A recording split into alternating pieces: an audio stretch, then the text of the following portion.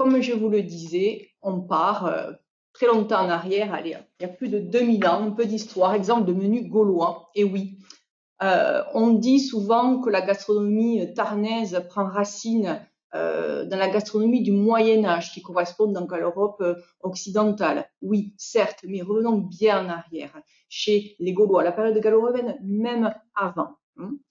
Regardez un petit peu ces images. Ça, c'est une restitution archéologique. Vous voyez donc des personnages qui sont en train de préparer à manger. Moi, je voudrais que vous cherchiez les intrus un petit peu sur cette image. Voilà, bon, le tonneau, il a tout sa place puisqu'il a été inventé par les Gaulois, créé par les Gaulois.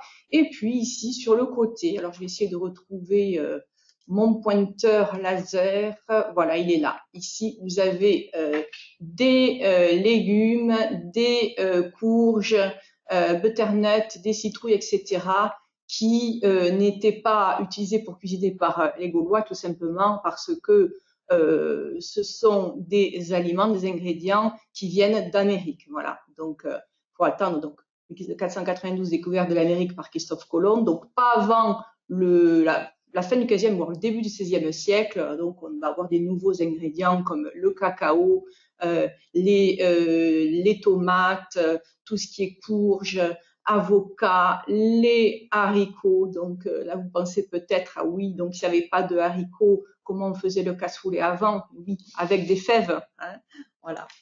Donc vous avez trouvé les intrus. Ça, c'est très bien. Moi, je vous propose un petit menu du jour. À la fin, ne vous inquiétez pas, vous aurez un menu du jour tarnien. Bon, vous n'êtes pas au régime, j'espère.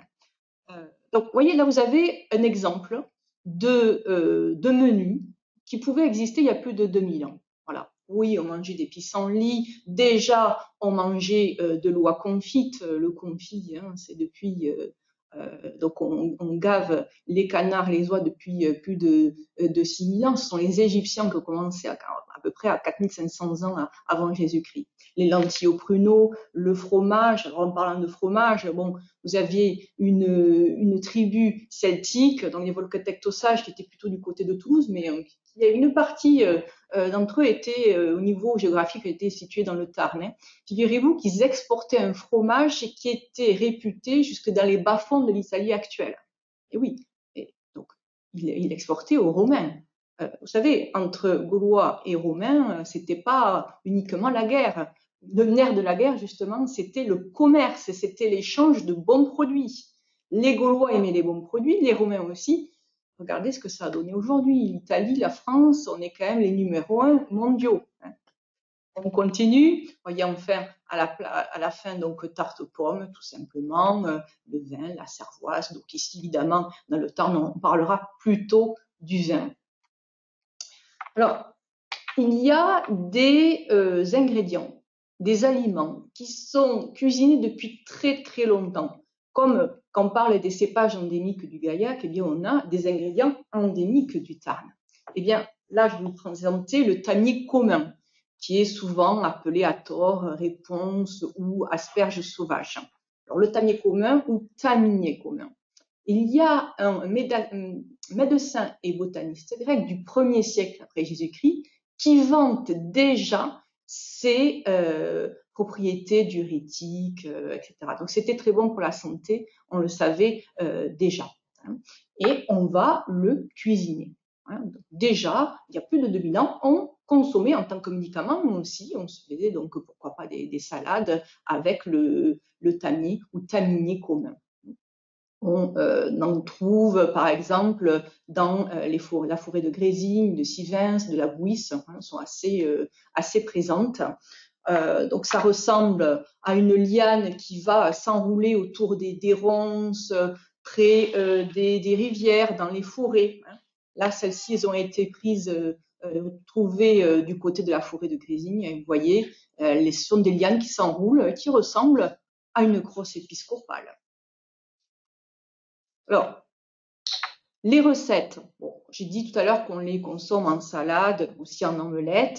Tout à l'heure, je vous présenterai un chef cuisinier qui était tarnais, c'est Fernand Moulinier. Et lui, dans son ouvrage Promenade culinaire en Occitanie, eh bien, il va les cuisiner à cru, voilà, tout cru, avec des œufs qui sont donc écrasés, et en mélangeant ce tanier commun, ces responchus, et où ils attendiez le nom en occitan, avec les œufs, on va obtenir donc quelque chose, un mets tout à fait succulent. Et lui, il dit, le fait de laisser reposer ce mélange œuf et responchus, eh bien, ça va non seulement enlever l'amertume, mais aussi mettre en valeur le goût du tanier commun. Voilà, donc double utilité de l'utilisation de l'œuf. Alors, d'autres préfèrent consommer le tanier commun en omelette, voilà, légèrement cuit, voilà. Et puis d'autres aussi en réservent une partie pour le lendemain matin, soi-disant c'est meilleur. Le lendemain matin, durant la journée, évidemment. Je continue. Le pastel. Ah, alors là, j'étais en train de vous dire, mais elle est en train de nous parler du pastel dans une conférence sur la gastronomie. Et le pastel, ça se mange. Avez-vous déjà goûté à une feuille de pastel? J'ai déjà essayé. Alors, attention, hein, palais sensible, s'abstenir, parce que manger à cru, c'est un goût, une saveur très... il y a beaucoup de caractère. Vous avez déjà goûté à la roquette, la salade, là, cette forme de salade, la roquette, eh bien, voilà, c'est assez prononcé comme goût, c'est normal. Le pastel, Isactis tinctoria, c'est une crucifère, comme l'est la roquette. Et on aura quand même assez longtemps un arrière-goût de chou en bouche.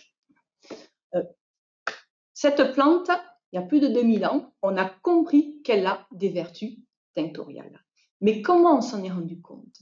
Peut-être que la cuisinière néolithique, en cuisinant et en ayant laissé macérer sa soupe, se serait rendu compte que cette soupe serait devenue jaunâtre, verdâtre et ensuite bleue.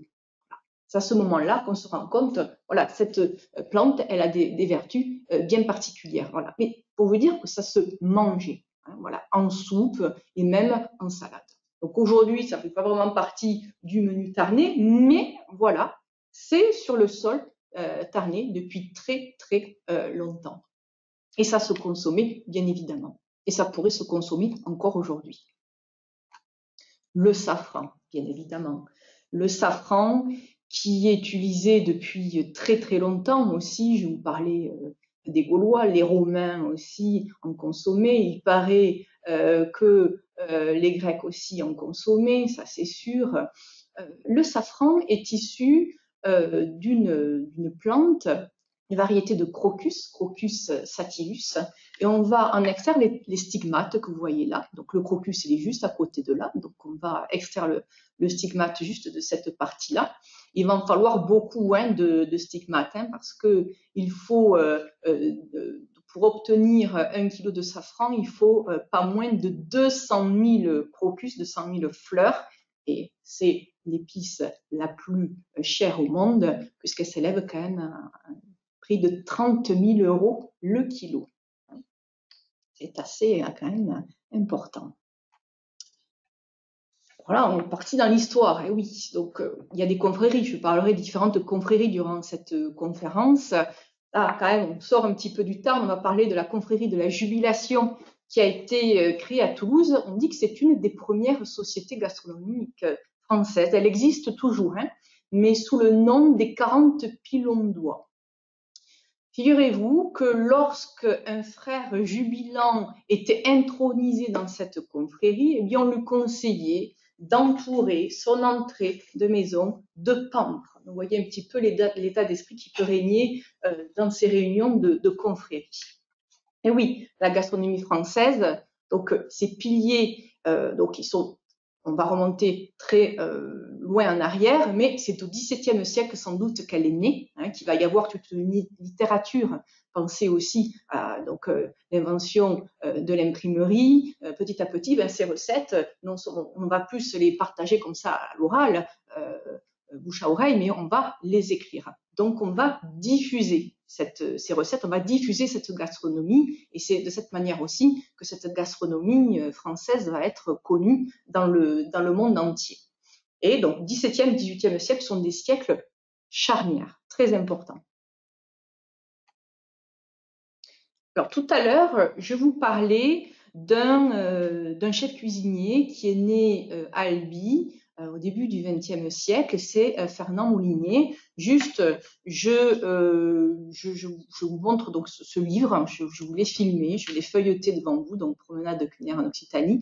Donc c'est Fernand Moulinier, né à Albi, le 8 novembre 1902. Évidemment, je vais parler d'autres chefs cuisiniers, qui donc des protagonistes de cette gastronomie tarnaise. Donc, vous voyez un petit peu le Mesturette, vous commencez à vous dire, ah, j'espère qu'elle va en parler ou pas. Voilà. Il y a de tout dans ce livre, de l'entrée jusqu'au dessert. D'ailleurs, justement, ma conférence est un petit peu axée comme ça. On va dérouler la conférence comme en ordre chronologique, de l'entrée jusqu'au dessert, en passant par le fromage, sans oublier le vin, bien évidemment. Regardez à la fin, donc, les tripes au safran à l'albigeoise et les tripes du mont d'Haute-Poule. Donc, je vous ai parlé de Fernand Moulinier, mais évidemment, est-il le seul? Non. Fernand Moulinier, déjà, il était très copain avec un monsieur qui s'appelait Jean Germain. Et Jean Germain, il était président de l'Académie culinaire de France. Fernand Moulinier, il est né à Albi, donc début du XXe siècle. Il a fait un premier apprentissage ici à Albi. Et bon, il y a la Première Guerre mondiale qui est arrivée, donc il a dû se convertir et son apprentissage qui était dans la pâtisserie, il s'est métamorphosé en apprentissage en cuisine. Et il est parti à Toulouse. Et là, donc, il a connu donc des premiers maîtres qui l'ont formé. Ensuite, il a fait une petite carrière à Luchon et puis il est allé à Paris. Et là, à Paris, il s'y retrouve dans les années 1920. Et là, c'est l'euphorie de la victoire. Il va être formé par des maîtres queux. Alors, maître queux, c'est cuire, ça vient du latin. Voilà, ce sont des maîtres cuisiniers, si vous préférez. On dirait aussi maître coq. Il a connu Escoffier, etc. Donc, il a eu une bonne formation. Et ensuite, il va revenir à Albi. Il va connaître une certaine famille Rieux, que vous connaissez sans doute. Quand je vous dis l'hôtel, la rue Saint-Antoine, le Grand Hôtel Saint-Antoine, non, rue Saint-Antoine, je parle d'une famille qui a qui gère encore donc cet hôtel de génération en génération. On parle de 5 générations. On remonte jusqu'à la fin du 19e siècle avec Émile Rieux, voilà, qui lui donc aussi a été formé par des grands maîtres. Émile Rieux, il est allé par exemple travailler en Espagne. Il a travaillé pour le roi d'Espagne. Et ensuite, il est revenu à Albi. Et son fils, le fils d'Émile Rieux, c'est Louis Rieux. Louis Rieux, on dit qu'il était cuisinier poète. Je vais tout à l'heure vous présenter une poésie sur le foie de porc salé au radis. Voilà, vous voyez un petit peu comme il était motivé, il était vraiment passionné et il a beaucoup écrit en faisant des rimes, etc., sur la cuisine tarnaise et qu'il a voulu mettre en l'honneur de cette façon-là. Donc, n'oublions pas, je pense à d'autres protagonistes. Je pense aussi à l'ouvrage de Fabienne Carme sur la gastronomie tarnaise qui était paru en 2003. Et n'oublions pas aussi Yves Turiès. Yves Turiès, qui est un Tarnais qui est né à Lampeau, dont son nom est inscrit sur le dictionnaire, le Grand Larousse de la gastronomie française. Voilà, on en reparlera. Et oui, le Tarn, c'est un terroir de talent dans la pâtisserie, dans la chocolaterie, mais pas que. Je vais vous parler de Louis Rieux. Alors, voici un poème, un de ses poèmes, donc Los Rafes al Fetche, donc foie de porc salé au radis, donc vous voyez, tel un Ramsès momifié, etc., etc. Alors, vous savez ce qu'il dit, Fernand Moulinier, il est un peu déçu parce qu'il parle des oignons. Voilà. Et normalement, même c'est sûr, il ne faut pas d'oignons dans cette recette. Bon, on en reparlera tout à l'heure. J'avance. La cuisine du Sud-Ouest. Donc, on recadre quand même cette cuisine du Tarn dans cette grande cuisine qui est le Sud-Ouest. évidemment, tous les piliers de la gastronomie du Sud-Ouest, on va les retrouver. Regardez là, vous avez les champignons, les cèpes, de l'autre côté, le confit de canard, voilà, la charcuterie, le fromage, les fruits. Ici, dans le Tarn, pensons aux pommes du côté de Castelnau-de-Lévis, les fraises, les cerises de Burlat, etc. Voilà, les gens passent. Vous voyez, il y a toute une liste qui font que donc cette gastronomie du Sud-Ouest n'a plus sa réputation à prouver. Il y a marqué, vous avez vu, sans beurre et sans reproche. Et oui, hein.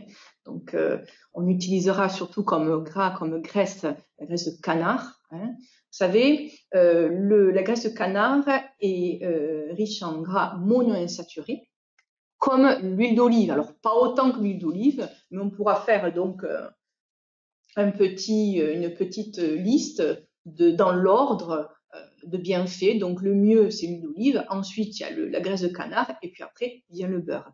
De plus, la graisse de canard va résister davantage à la cuisson que le beurre. C'est plutôt intéressant. Le Tarn. Ah, vous voyez. Là, vous avez ici une photo que j'ai prise moi-même au restaurant L'Holautrec, que je ne vous présente pas, dans rue Toulouse-Lautrec à Albi, bien sûr. Donc là, vous avez voilà, un petit résumé, un petit sommaire des thèmes que je vais évoquer durant cette conférence. Mais voilà, c'est assez exotique, il n'y a pas tout. J'ai déjà parlé du pastel, j'ai déjà parlé du savon, du tablier romain. Cuisiner à la Lautrec, je vais aussi en parler. Charcuterie des Monts de la Conne, bien sûr, l'ail rose de Lautrec, évidemment, et les châtaigniers de la montée. L'ail rose de Lautrec. Alors, l'ail, c'est un condiment qui est utilisé depuis très, très longtemps, depuis plus de 2000 ans. Juste pour l'anecdote comme ça, hein, l'ail, c'est utilisé comme un fortifiant. C'est le médecin du pauvre. André Castelot, qui est un écrivain, qui a écrit beaucoup, il est historien, mais il a écrit beaucoup d'ouvrages sur la gastronomie. Voilà, il raconte, il le dit, hein, c'est le médecin du pauvre. C'est très important. Les Égyptiens, ils donnaient de l'ail aux ouvriers qui construisaient les pyramides. Voilà. Donc, c'était utilisé comme fortifiant. Les Grecs étaient un petit peu plus distants avec l'ail. Ils disaient que les mangeurs d'ail étaient exclus du temple de Cybèle. Voilà. Vous mangez de l'ail, vous ne rentrez pas dans ce temple qui est sacré. Voilà. Ça, ce sont des exemples. Et vous avez des préparations culinaires, je pense à l'aïade, qui est très, très souvent utilisée dans la gastronomie du Tarn. Donc, l'ail rose de Lautrec, qui bénéficie d'une IGP depuis 1996. Il a aussi le label rouge, vous voyez ici, depuis 1966. C'est d'ailleurs un des premiers produits agricoles à recevoir ce label. Le label il avait été créé en 1960, je crois, donc c'était assez vite fait. Hein. Voilà.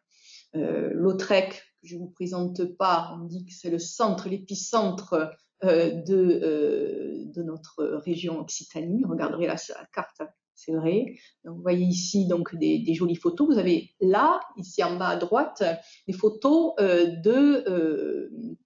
des fêtes de l'ail rose de Lautrec qui a lieu tous les ans, le premier week-end du mois d'août. Alors, ça existe depuis les années 70. Alors, selon les années, il y a différentes animations. Il y a un concours de manouilles, hein, donc les tresses d'ail, hein, si vous préférez. Il y a des concours de présentation, de composition artistique. Il y a même eu une élection Miss Ail Rose de Lautrec. Il y a donc des fêtes, un bal, un concours ou une présentation de la fameuse soupe à l'ail rose de Lautrec, qui se fait donc avec du bouillon pour 2 litres. Je pense qu'il y a 65 grammes d'ail rose de Lautrec. On y ajoute du vermicelle et on va lier donc cette soupe avec de la mayonnaise. Voilà. Et il y aura aussi donc une soirée avec la fameuse fabunade ou fabunado. Donc fabunado, ça vient de faboun, ça veut dire haricot hein, en occitan, mais cela, plus exactement, ça veut dire la petite fève vous expliquer qu'au départ, on utilisait les fèves, on cuisinait ces fèves. Petit à petit, donc, on a préféré donc ce haricot blanc. Si vous avez des questions, n'hésitez pas. Donc, je vois qu'il n'y a toujours qu'une question. Je reviendrai après dessus. Hein. Pardon, on ne voit aucune image. Ah, alors, si vous voyez aucune image, c'est bien de le... On va regarder ce qui se passe. Comment ça se fait qu'on ne voit aucune image? Je crois. Est-ce que c'est le cas de tout le monde? Est-ce que vous... Qui ne voit pas l'image? Non, non, moi je vois l'image. Hein. Ah, d'accord. Je vois toutes les images également. Ah, d'accord. Okay. Moi aussi, donc moi aussi, je vois toutes les images. Très bien, merci.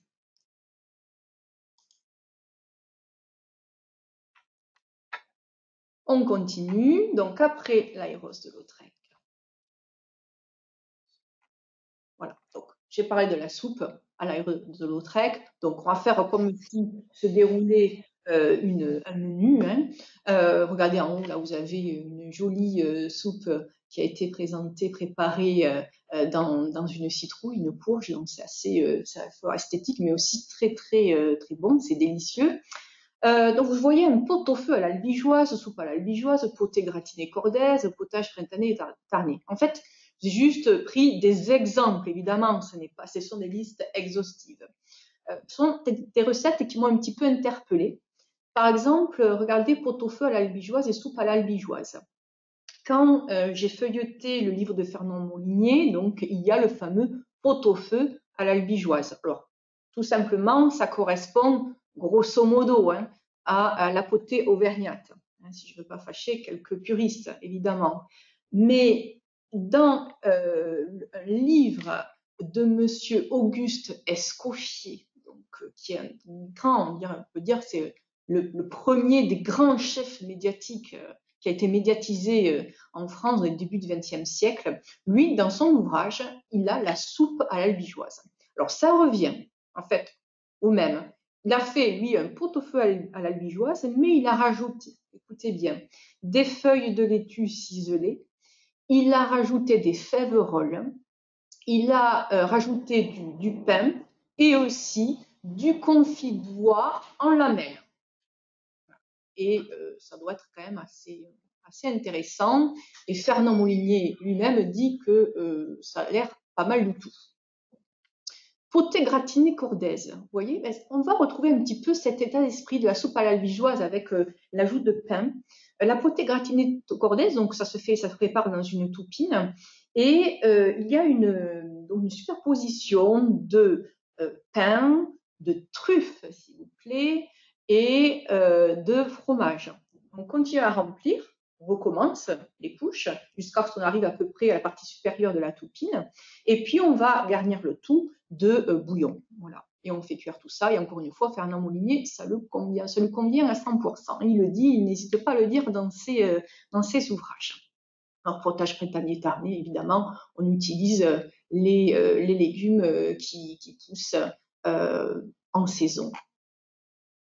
Poisson et escargot, anguille en sauce au vin de Cunac, carpe Toulouse-Lautrec. Toulouse-Lautrec, j'en parlerai après. Hein. Escargot à la gaillacoise. Évidemment, les escargots de vigne plutôt, et qui vont être cuisinés tout simplement avec le vin blanc sec de Gaillac. On en reparlera après. Charcuterie et viande, vous avez le Cudeno de Mazamet, qui est une spécialité charcutière. On parlera tout à l'heure de les spécialités charcutières des mondes de la Cône. Daube tarnaise, foie de veau à la mode des burlas, les paupiètes de l'hortense salvie, carré d'agneau la Pérouse. Comment ne pas évoquer ce navigateur qui, au début des années 1780, a navigué sur la boussole et l'astrolabe. Bon, lui, exactement, il était sous la boussole. Et parmi l'équipage, donc il y avait les humains, mais aussi la nourriture vivante. Donc imaginez des bovins, des ovins, il y avait des agneaux. Donc peut-être que ce carré d'agneau, la Pérouse, fait référence à ces animaux qui étaient consommés et cuisinés sur place dans les bateaux. Las curadios, alors là, qu'est-ce que ça veut dire? En fait, c'est la fraîcheur de l'agneau c'est tout ce qui est abats, donc le foie, la rate, etc. Et c'est cuisiné, donc ça, je l'ai trouvé dans l'ouvrage de Fernand Molinier. Et le mot coraldios, on le trouve dans un rondo occitan, donc du Moyen-Âge, qui était chanté par les garçons pour draguer les jeunes filles du Castelvieil. Voilà, pour la petite anecdote. La charcuterie des monts de la Cône, la voilà, qui est classée, qui a IGP, qui bénéficie de cette IGP. On va donc parler de différentes spécialités. Donc voici en plus gros la photo que j'ai prise au restaurant Le Lautrec à Albi. Vous avez en fait un assortiment, et c'est pour ça que c'est assez intéressant là-dedans, parce que vous avez le fameux foie de porc salé déglacé au vinaigre qui est ici. Il y a la bougnette et le Melsat. Alors je sais plus où ils sont. Ça c'est sûr, ils étaient tout le monde était dans l'assiette. Hein. En plus de ça, il y a le boudin galabar. Alors galabar, ça veut dire que c'est une variété de boudin, ça a été préparé avec la viande de la tête du porc. Voilà, c'est juste une petite variante. La bougnette. Alors bougnette, ça vient de bonetta. Bonetta, ça veut dire que c'est frit, c'est un beignet. La bougnette, c'est une spécialité charcutière qui est donc faite avec la viande de porc mélangée avec la poitrine de porc, avec de l'œuf, du pain. Donc il y a une recette bien spéciale évidemment. Hein.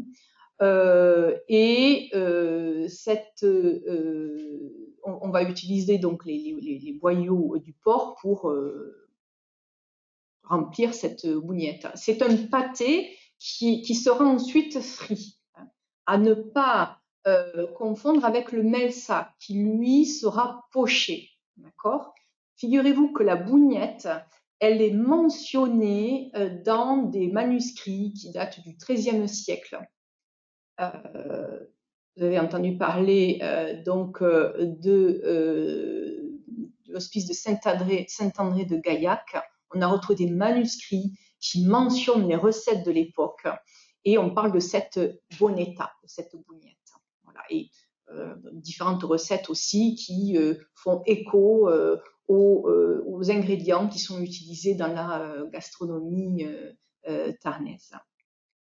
Le Melsat. Alors, Melsat, cela vient de Melso. Alors, ça s'écrit Melsat, mais ça se prononce Melso. Ça veut dire la rate du cochon. Mais aujourd'hui, on n'utilise pas, et ça fait sans doute longtemps qu'on n'utilise pas ou plus la rate dans cette préparation. C'est à peu près pareil que la bougnette. Hein, voilà. Donc ça, seuls les spécialistes pourront raconter, expliquer quelle est cette différence.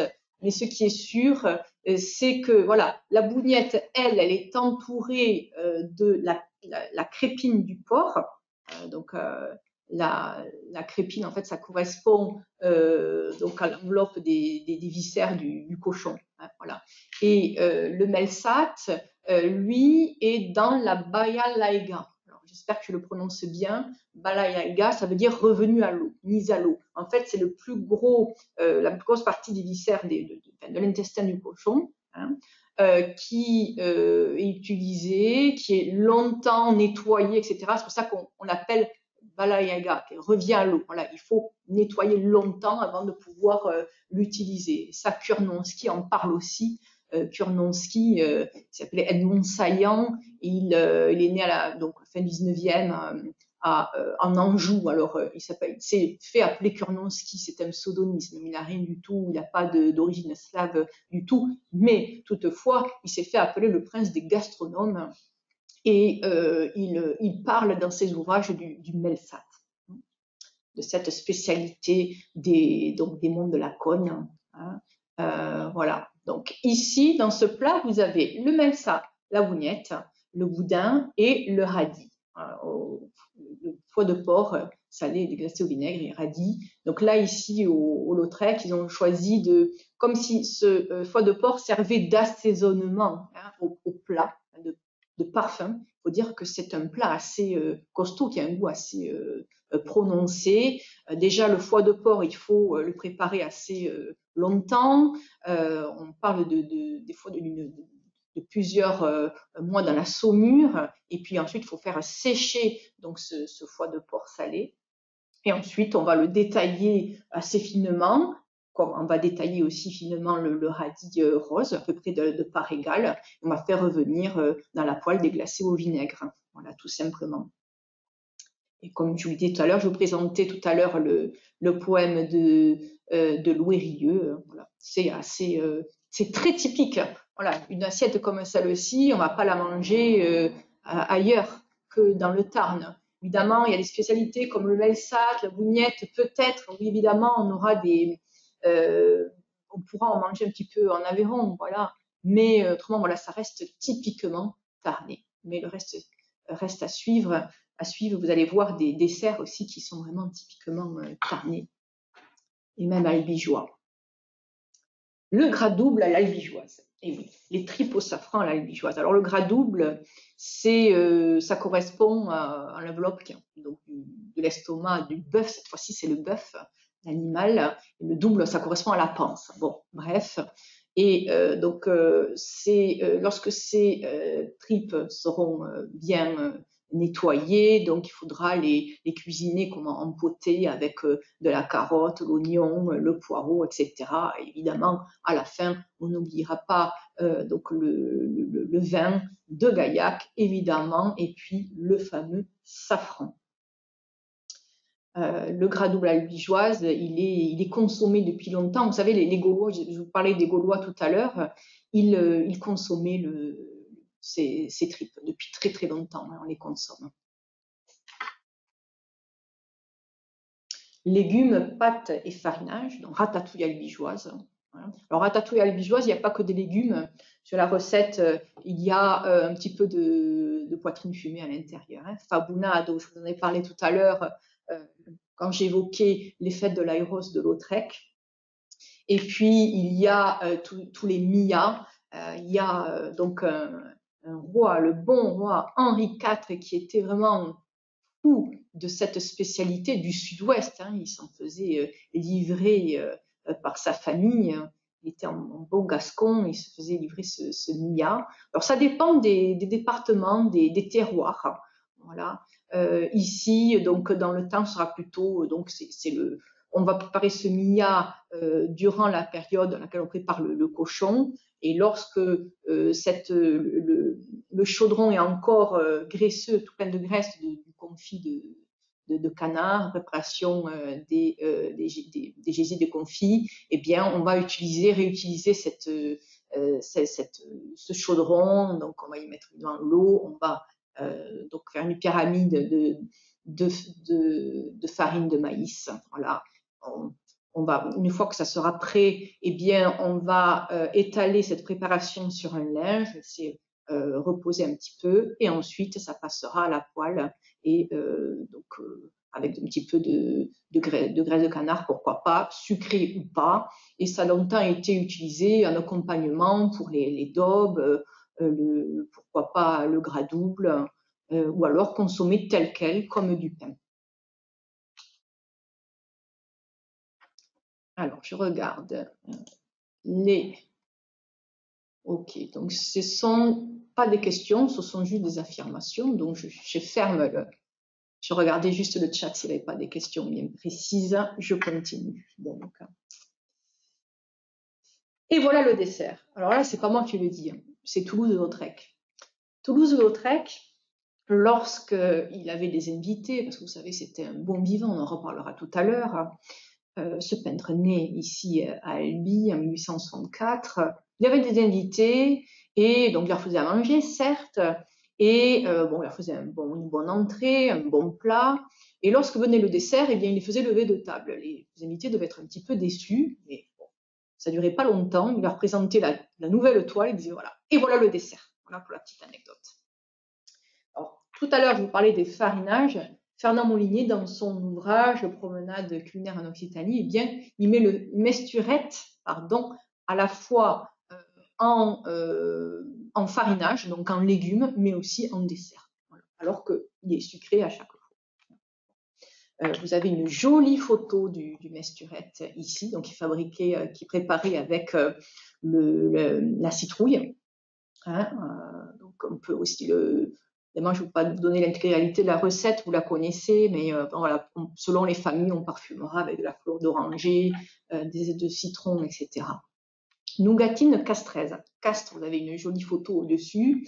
La nougatine, déjà, elle a été créée en 1850 à Nevers par un pâtissier, un confiseur.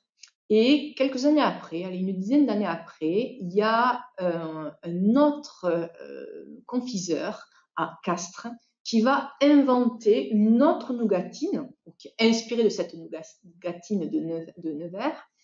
Et lui, donc il va préparer une pâte vanillée et il va enrober cette nougatine de glace royale. Alors la glace royale, c'est un mélange de blanc d'œuf et de sucre tout simplement.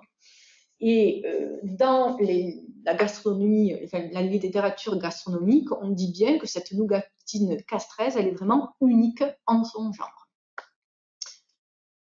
Le pompette de Dourgne, je n'ai pas de photo. Alors, il y a certains desserts, certains plats, j'ai pas eu les accords, les crédits photos, donc je ne vais pas les diffuser.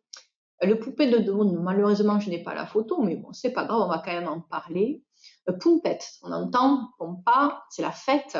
C'est un gâteau qui était préparé bien souvent les veilles de fête votive. Ensuite, le lendemain, le jour de la fête, on les faisait cuire dans les fours communs. Donc, c'est une pâte qui est très riche donc en beurre. D'ailleurs, c'est une superposition de pâtes. Elle va être très parfumée aussi. Alors, certains y mettent de fleurs d'oranger, d'autres pas, du citron, etc. Voilà. Et ça, donc l'épicentre de cette recette, c'est Dourgne, mais évidemment, je n'oublierai pas donc cette confrérie du Feuillat qui est à Soual, à 9 km de Dourgne. Alors, pourquoi Feuillat? Alors, j'ai parlé de superposition de pâtes, comme des feuilles de pâte. C'est pour ça aussi que ça s'appelle le Feuillat. Voilà. Donc, c'est le pompette à sa confrérie. Et le pompette, on ne le consommera que dans le Tarn.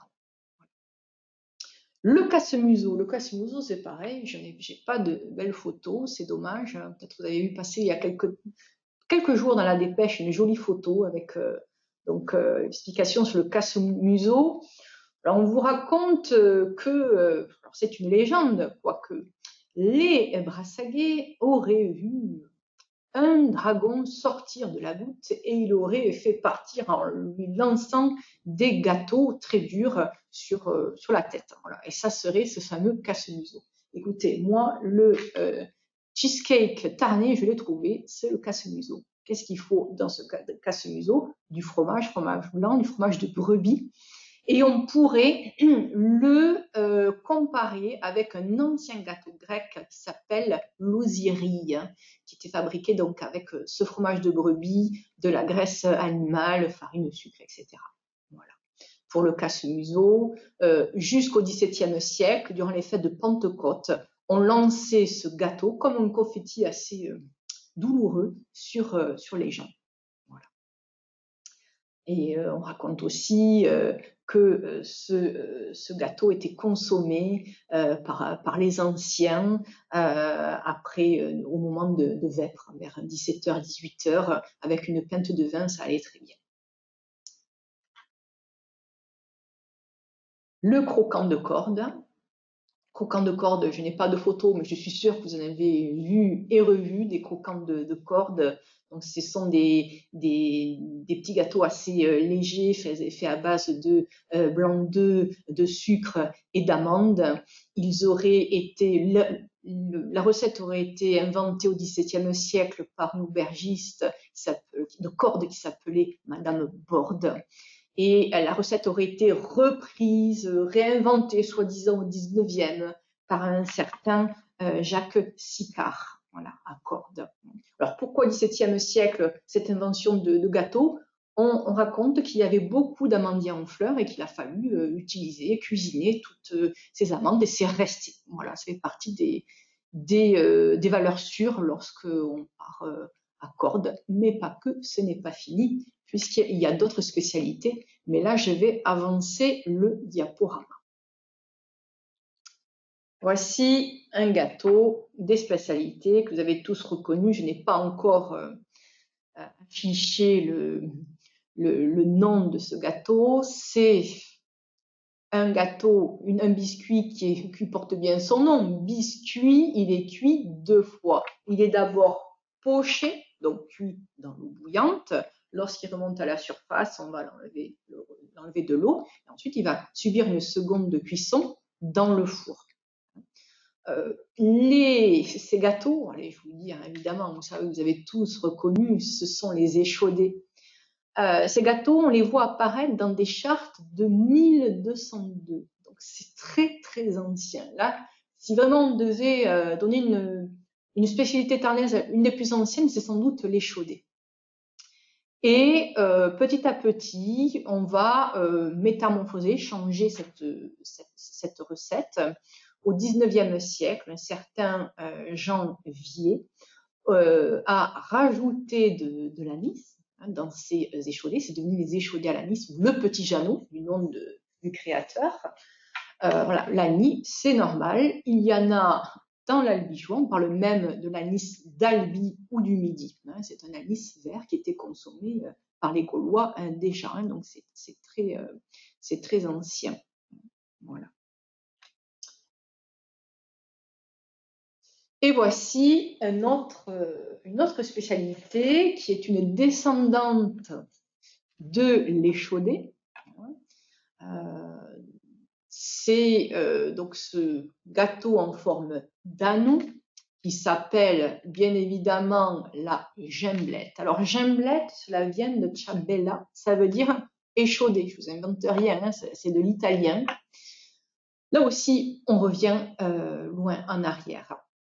On raconte que au XVe siècle, des moines de Nanterre ont confié la recette à un chanoine d'Albi, lequel revenait d'Italie avec le fameux cédrat, donc le fruit du cédratier, donc gorgé de soleil et de saveur. Voilà ce que ça donne cette gemblette.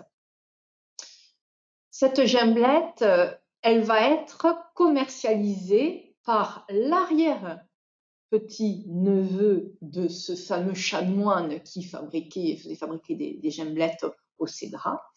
Et donc il paraît que ce monsieur, alors j'ai oublié son nom, mais il était rue Saint-Étienne.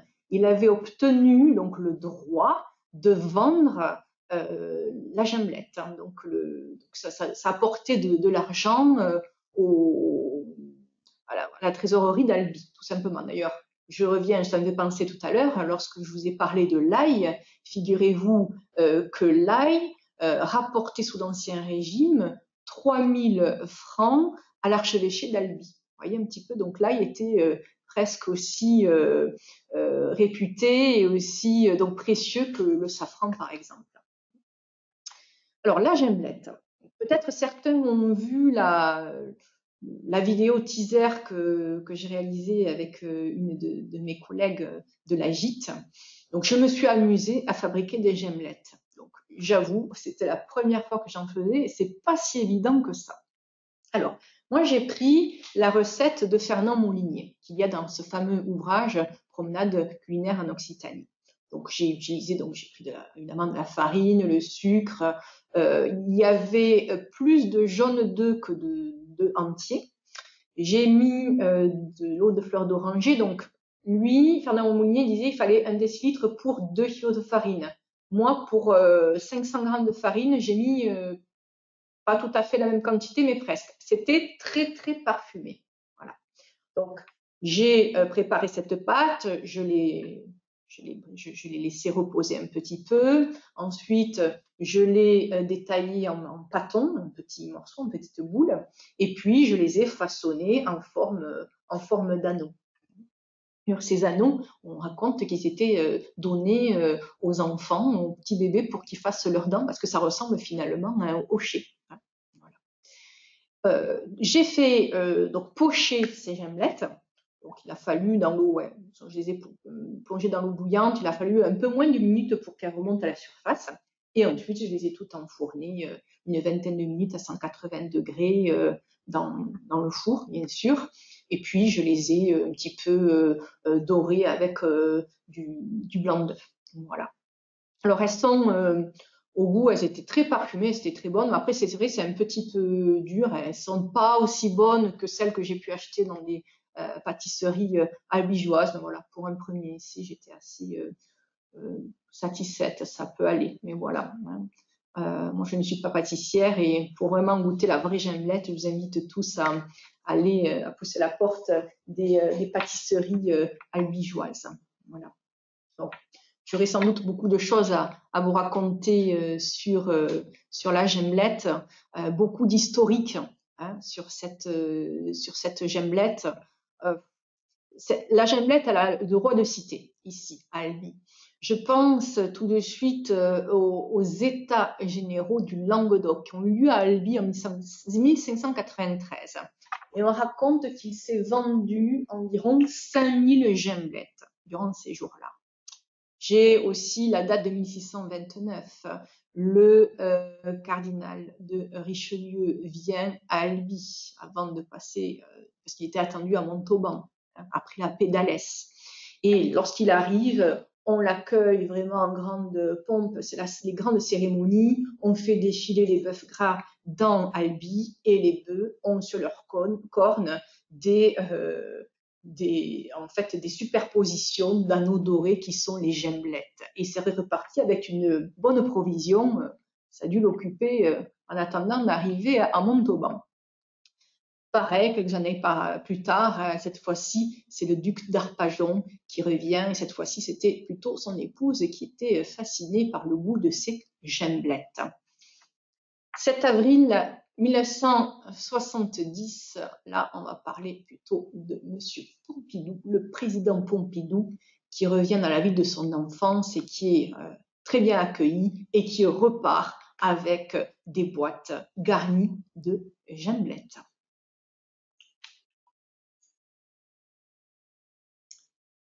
Voici une autre spécialité, donc la forme de losanger. Ça s'appelle, évidemment, vous l'avez reconnu, c'est la navette. En fait, grosso modo, ça correspond à une spécialité, une pâte sablée aux amandes. Là, on remonterait à la croisade albigeoise, même peut-être avant. On parle de tisserands qui faisait partie de cette société cathare d'Albi, qui laissait à disposition leur atelier le soir pour qu'il y ait des réunions cathare, si je peux dire. Et plus tard, on va inventer une recette en reprenant la forme de la navette. Alors la navette, c'est l'outil en forme de losange qui était utilisé pour faire rouler le fil sur les métiers à tisser. Voilà pourquoi. Et ça va rester un petit peu très local jusqu'au XVIIIe siècle et ensuite ça va avoir une renommée grandissante à la navette albigeoise. Voici une autre spécialité. Vous avez aussi reconnu un endroit très cher à de nombreux Tarnais, j'en suis sûre. C'est le château-musée du Caïla. Qu'est-ce qu'il vient faire ici? C'est normal, en même temps, c'est un des partenaires de cet événement. Mais qu'y a-t-il à voir plus précisément avec cette spécialité que vous voyez là? Alors, cette spécialité, vous l'avez reconnue, c'est le turbelé. Rappelez-vous, tout à l'heure, je vous parlais d'un pâtissier qui avait élu domicile à Cordes-sur-Ciel. Au XIXe siècle, il confectionnait des croquants de cordes. Voilà. Eh bien, ce sieur Sicard, ce monsieur Sicard, il livrait des turbelés à Maurice et Eugénie Duguérin, qui en étaient extrêmement friands. Voilà pourquoi je vous livre moi aussi cette photo du château musée du Cayla. Au passage, vous avez tous compris, je fais partie de l'association LAGID, l'association des guides et conférenciers du Tarn. Je vais en profiter pour faire un petit peu de publicité. Si vous aimez les Cluedo géants, rendez-vous le 12 septembre au Cluedo du Cayla, à vos agendas. Et puis il y a d'autres événements qui sont inscrits. Vous pourrez regarder le site internet où vous serez surpris de cette grande thématique que l'on vous propose. Alors, le curbelé. Le curbelé, c'est une petite gaufrette qui est fabriquée à l'aide d'un curbel. Le curbel, c'est un moule ouvragé, donc à deux pans, qui va se refermer. Alors, le manche est assez long, de façon à ce qu'on puisse le plonger dans le cantou, dans le feu de cheminée au-dessus. Et donc, la pâte, ça correspond grosso modo à la pâte à crêpes, pâte à gaufre. On va obtenir une toute petite gaufre et qu'on va rouler sur elle-même. Donc, ça ressemble au petit cigare aussi, mais voilà, le curbelé, c'est vraiment une spécialité sucrée qui est propre au Tarn, vraiment. Figurez-vous que ce fameux moule, le curbel, faisait partie des dots des mariés, donc depuis très très longtemps. Voilà, fait partie aussi, vous voyez, on parle aussi des arts populaires, de la tradition, de la vie d'autrefois.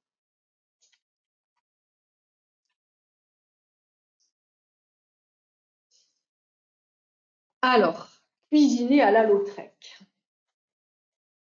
Alors, certains vont dire, oui, mais Lautrec, bon, oui, il est né dans le Tarn, c'est un peintre, on sait qu'il a fait de la cuisine, mais est-ce que vraiment il a fait de la cuisine typique du Tarn? Déjà, il adorait son sud-ouest, il adorait son terroir, son Tarn, et sa mère lui envoyait chaque mois, bon, non seulement de l'argent au départ lorsqu'il avait besoin parce qu'il n'était pas encore connu, mais aussi et surtout des bons produits du sud-ouest, du foie gras, du vin. C'était un bon vivant, il aimait la vie, il aimait cuisiner. Ah, la vie, disait-il. Il disait même, je suis gourmand comme une chatte d'évêque. Alors, son travail de cuisinier, parce qu'il était cuisinier aussi, est à mettre en parallèle avec ses recherches plastiques, comme il faisait en peinture, en dessin, en lithographie. Il cuisinait pas pour manger, il cuisinait pour le plaisir, son plaisir, le plaisir des autres, et pour faire des expériences, pour voir. On sait aussi qu'il était créateur de cocktails, mais bon, ça, on passe. Alors, dans certains livres de recettes, on retrouve des recettes de Lautrec. Alors, Lautrec, il n'a pas publié de livre de recettes de son vivant. C'est après, avec Maurice Joyand. Là, vous voyez la cuisine de Toulouse-Lautrec, Maurice Joyand. C'est paru dans les années 30, donc bien après la mort de Lautrec, puisqu'il lui est mort en 1901. Voilà. Mais sans doute, voilà, ça trottait longtemps dans la tête de Maurice Joyand de publier ses recettes. Vous avez le perdreau poché. Alors, le perdreau poché, il est assez incroyable. Lautrec, lui, donc, il chassait, vous le savez. D'ailleurs, son arrière-grand-mère racontait: lorsque mes petits-fils vont à la chasse, ils en exploitent 3 plaisirs. Attraper un oiseau, d'accord, il y a 3 plaisirs. Le premier, l'attraper, le chasser. Le deuxième, le dessiner, le croquer. Le troisième, le cuisiner. Et surtout, le manger. Le perdreau poché. Le perdreau, on va l'ouvrir, on va le farcir, tenez-vous bien, de foie gras et de truffes. Rien que ça. On va recoudre. On va barder le perdreau entièrement de lard. On va le ficeler. On va le plonger dans une marmite d'eau bouillante. Dès qu'il remonte à la surface, en fait, c'est un peu comme l'histoire des gimelettes et des janots, on va le pocher. Et une fois qu'il est remonté à la surface, on va l'attacher au-dessus de la marmite d'eau. Alors, lui, Lautrec, il a passé une barre transversale au-dessus de la marmite et une ficelle qui descend. Voilà. Le perdreau est attaché là-dessus. Et on va poursuivre la cuisson une vingtaine de minutes. Voilà. et ils vont le consommer tel quel. Et on raconte, c'est dans le livre, voilà, La cuisine Lautrec et Maurice Vaillant, on peut lire aussi qu'on peut cuisiner le faisan de cette même manière, mais il faut beaucoup plus de cuisson. Au lieu de 20-25 minutes, il faut quand même 1 heure de cuisson. Le filet d'escargot, j'ai tout à l'heure évoqué les escargots à la gaillacoise, c'est un petit peu pareil. Ensuite, il y a le tartouillat. Alors, le tartouillat, vous voyez donc une photo ici revisitée. Alors, le tartouillat, Lautrec, il a revisité la tarte tatin, hein, en fait, c'est ça. Hein. Vous avez ici notre photo. Faut savoir, faut replacer tout ça dans ce contexte. Hein. Lautrec, il a vécu la fin du 19e siècle. Bon. À la fin du 19e siècle, il y a des sœurs soloniantes, donc Sologne, qui habitaient en Sologne, pas très loin de Paris, on a 2 heures de Paris à l'époque, et elles s'appellent les sœurs Tatin. Et soi-disant, elles renversent leur tarte, ça va donner la tarte Tatin. Est-ce qu'elle aurait fait exprès ou pas? Est-ce que c'est une recette qui existait depuis longtemps? Certaines sources racontent que cette tarte, elle existait depuis des siècles et des siècles déjà en Sologne. Mais le fameux Kurnonski, l'auteur dont vous ai parlé tout à l'heure, va peut-être broder l'histoire et lui-même diffuser cette recette. Donc ça va plutôt se passer dans les années 50, ça va être médiatisé, cette recette de la tarte tatin. Mais avant, ça va rester local. Mais Lautrec, lui, il fréquentait le genre d'auberges tenues par les demoiselles tatin, parce que c'était des demoiselles qui attiraient une clientèle fort aisée. L'aristocratie, Lautrec faisait partie de cette aristocratie. Je ne veux pas dire par là que Lautrec soit allé dans cette auberge, mais il a entendu parler de cette recette et ça a dû le travailler comme la technique en peinture et le dessin le travailler. Voilà. Alors, vous savez, la recette du tartouillat, eh bien, c'est exactement la même recette que la tarte tatin, grosso modo. C'est les mêmes ingrédients, du moins, pommes, sucre, farine, voilà, c'est exactement le beurre, évidemment, très important. Voilà. Donc, cuisinier à Lautrec, je pense qu'il fallait l'insérer quand même dans cette gastronomie tarnaise.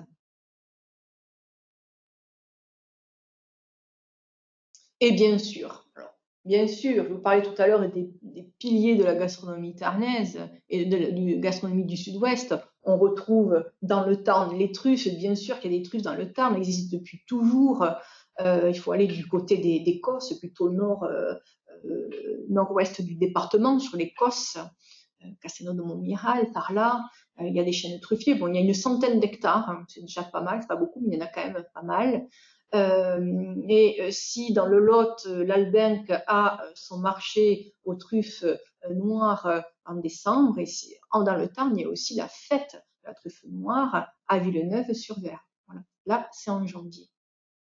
Ici, donc le canard, le confit de canard, les magrets, je pense au magret, je parlais tout à l'heure des confits, de toutes ces préparations. Au départ, le magret, c'était la pièce la moins appréciée des confits, parce que le magret, c'est maigre, hein, ça porte bien son nom. Magret, ça veut dire maigre. Ça correspond au blanc de poulet, c'est pareil. Et puis, bon, on va sortir un peu du Tarn, excusez-moi, mais on va partir du côté du Gers.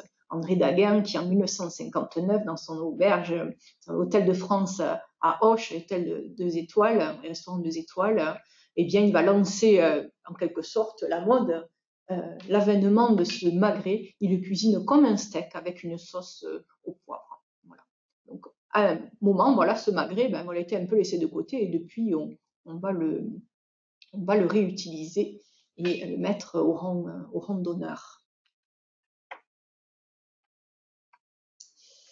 Et bien sûr, il y a le cassoulet. Bon, je vais vous parler de grands noms de la gastronomie du Tarn tout à l'heure. Parlons aussi de Prosper Montagny, qui était un chef de Carcassonne, qui a réglé l'histoire du cassoulet. Il disait non, moi c'est moi qui a le meilleure recette, non c'est moi. Bon, il a quand même mis en première position Castelnaudary, évidemment, en deuxième Carcassonne, en troisième Toulouse. Hein. Mais Fernand Moulinier, vous savez ce qu'il dit dans son ouvrage? Il dit, mais attendez, La quatrième position, elle est à qui? Elle est à Castres. Voilà. Et c'est bel et bien dans le Tarn. Donc la quatrième place, c'est le Tarn et qui mérite bien sa spécialité puisqu'on mange du très très bon cassoulet ici dans le Tarn. Là au-dessus, vous avez une poésie. Alors je ne sais pas d'où vient, quel est l'auteur. Excusez-moi, je n'ai pas trouvé. Si c'était de Louis Rieux, en même temps, ça ne m'étonnerait pas. Hein. Donc, vous avez chaque endroit ses gourmandises, et vente ses bons morceaux, la grâce à ses perdrix grises, la Félia Savary sus ses melons, c'est dans l'Aude, hein, la Savary, Albi dore ses gemelettes, on l'a vu, mousser sa blanquette, et pourtant, il y a le bon vin mousseux de Gaillac aussi, et Castelnaudary seul à la pousse cassoulet. Voilà, il n'aurait pas rajouté le Tarn aussi. Bon, enfin, on passe ça.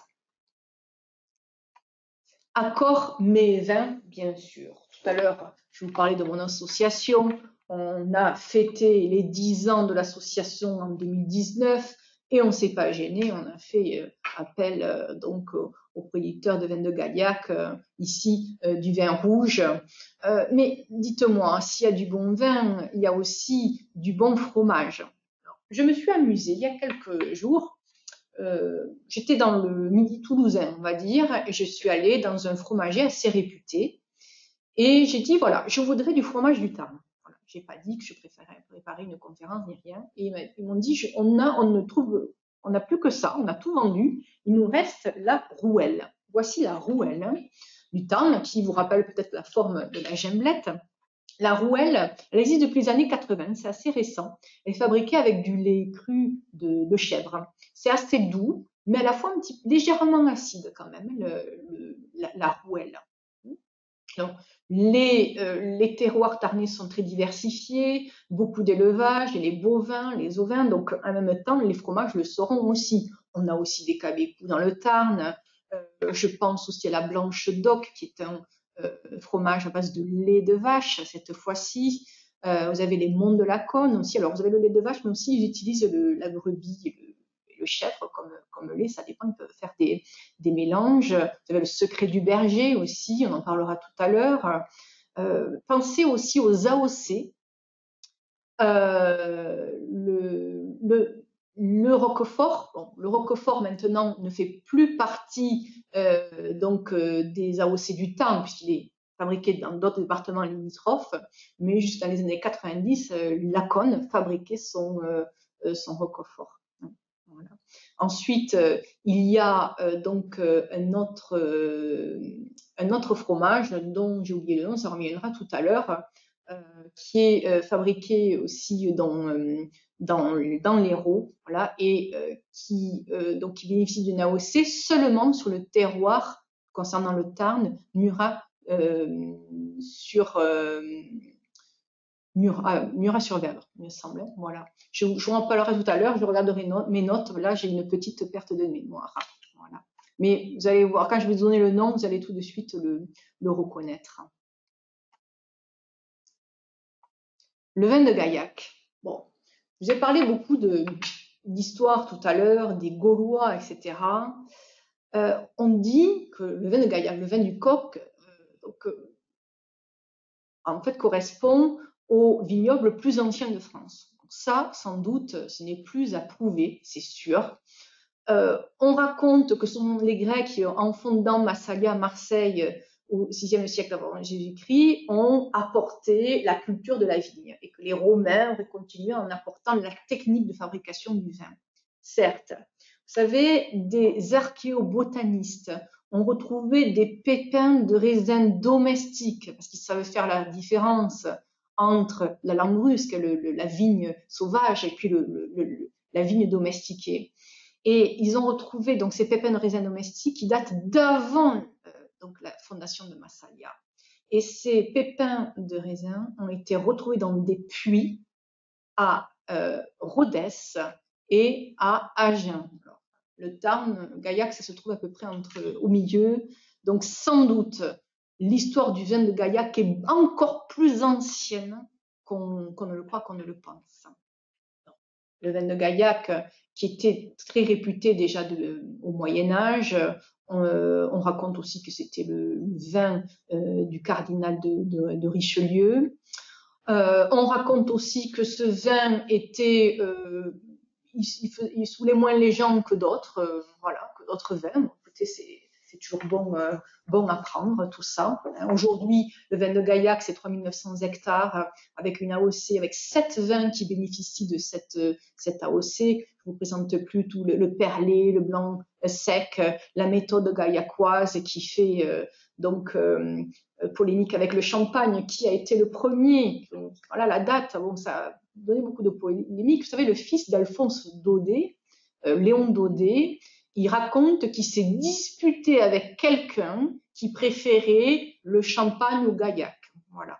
Et voilà, c'est pour vous dire que ça a suscité beaucoup de polémiques.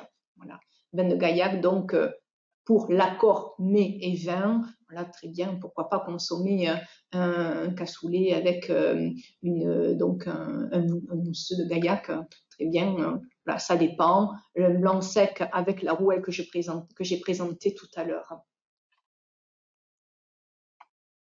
Voici des citations, donc vous connaissez sans doute, après le bon pain, le bon vin, bonne cuisine et bon vin, c'est le paradis sur terre, ça vient d'Henri IV, sa réputation n'est plus à faire. Et puis, évidemment, vous avez tous vu sur les devantures albigeoises quelques citations d'Henri de Toulouse-Lautrec. Je boirai du lait quand les vaches goûteront du raisin. Voilà. Faire un chabrol, voilà, ça se fait dans tout le sud-ouest. Chabrol, ça veut dire boire comme une petite chèvre. Alors on ne comprend pas vraiment quel est le rapport, mais voilà, ça vient de, ça a donné ceci, voilà, le fait de verser dans son assiette du vin. Alors il reste un petit peu de soupe, on met quand même cette cuillère, on va prendre soin de pas trop donc noyer cette cuillère de vin, quoique, voilà, et après on boira directement dans l'assiette. Voilà, c'est typiquement du sud-ouest tout ça. Et ça se fait bien évidemment dans le Tarn. Menu. Rappelez tout à l'heure, je vous présentais un menu il y a plus de 2000 ans, un menu gallo-romain. Voici un menu printanier, pourquoi pas tarnais. Alors, si vous êtes au régime, désolé, mais là, ça ne sera pas pour aujourd'hui. On pourrait reprendre un petit peu la salade de responchos, ensuite du gras double à l'albigeoise, le secret du berger. Le secret du berger, c'est un fromage, cette fois-ci, au lait cru de brebis, qui ressemble visuellement au camembert. Hein, ça ressemble beaucoup. Et le secret du berger est produit du côté de la parochiale, dans le nord du département, entre Cordes et Carmont. Voilà. Assortiment d'échaudé. Alors je dis un assortiment parce qu'on ne va pas faire des jaloux entre le petit Janou et la Jandelette. Et évidemment, on n'oubliera pas de bien arroser tout ça avec, pourquoi pas, un Gaillac AOC rouge. On va essayer d'intégrer, donc, pour parler aussi des restaurants étoilés en Occitanie, vous voyez venir, sur plus de 600 établissements en Occitanie, il y a 53 chefs étoilés en Occitanie quand même. Hein. 7 chefs doublement étoilés. Donc le seul restaurant de 3 étoiles, il faut aller dans l'Aude, à l'auberge du Vieux-Puy à Fonjon-Cruz. Et dans le Tarn, eh bien, il n'y en a pas. Mais c'est bien important, puisque vous-même, avec vos papilles, vos cœurs, vous avez élu vos adresses préférées, vos chefs préférés. Dans le guide Michelin, il y a quand même un petit classement qui est assez intéressant. Ce sont les bonnes petites tables. Et en fait, ça désigne les bonnes petites tables qui présentent un bon rapport qualité-prix. Et il y a 7 adresses ici dans le Tarn à découvrir ou à redécouvrir. Mais comme je le disais, hein, voilà, chacun, on a tous nos bonnes adresses. Voilà, on a pu s'échanger, etc. Et puis, souvent, la bonne adresse, c'est bien celle à la maison ou le repas partagé en famille le dimanche. Parce que je suis convaincue que les bonnes petites recettes, les meilleures recettes, les meilleures mesturettes, les meilleures gras doubles albigeoises, et j'en passe, sont confectionnées à la maison. Voilà, les sources et les biographies qui m'ont inspirée nourri durant cette conférence. J'ai ici aussi un crédit photo très important parce que voilà, il faut toujours obtenir des autorisations. Donc, voilà, on demande, n'a pas de réponse parce que des fois, bon, les personnes ne lisent pas les mails à temps ou ne répondent pas au téléphone, c'est pas grave. Mais voilà, vous avez ici en fin de diapositive des mentions spéciales évidemment au guide de l'AGI qui m'ont prêté pas mal de photos aussi. Voilà. Mais merci de votre attention.